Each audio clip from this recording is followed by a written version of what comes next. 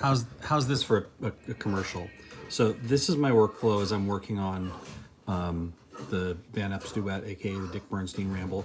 I have two different audio recording or two different recording syncs, so I can go back to the Carl Kress or well, George Van Epps audio and to this video that I've been double checking the fingerings on. You can slide this thing over to make more room, which I usually do, and there's some settings here to zoom, which it's usually bigger than it needs to be.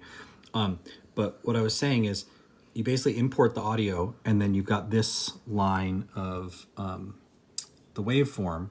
And what's helpful is you can see when your sync gets off or it needs to be adjusted, so you can kind of tweak it. But you basically just like play the thing and tap the T and it'll put in the downbeats, and then it kind of does the work for you, does as far as figuring it out.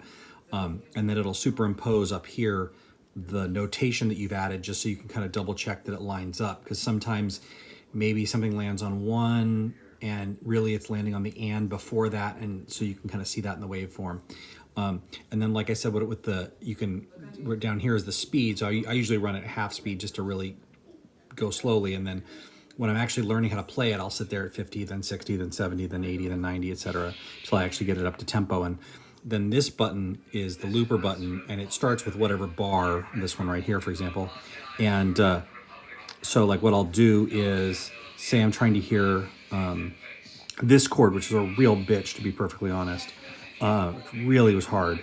I'll just select it and do that, and I'll just... It's like, okay, and I'll just sit there until I get it, and kind of play my notes and see if they sound like they're right. And that's been like super, super helpful. The last thing I was saying about the placeholder notes. So like this next bar here, I'm going to put in a bunch of eighth notes.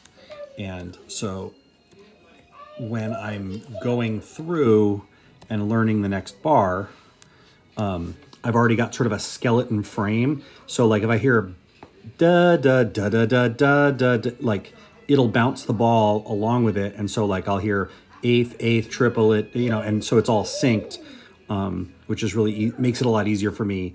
And then like if something's a quarter note, I'll just put the note in, leave the rest for a minute and then I'll start to like adjust the notation to be better. So like, so that's ba da da. Okay, so eighth, rest, eighth, sustained, but like if I need to hear what that where it lands, I'll just select that much and just okay until I get it, and then sometimes I'll select it like that, and then sometimes hearing the decay is weird because there's overtone stuff that happens that just makes it confusing.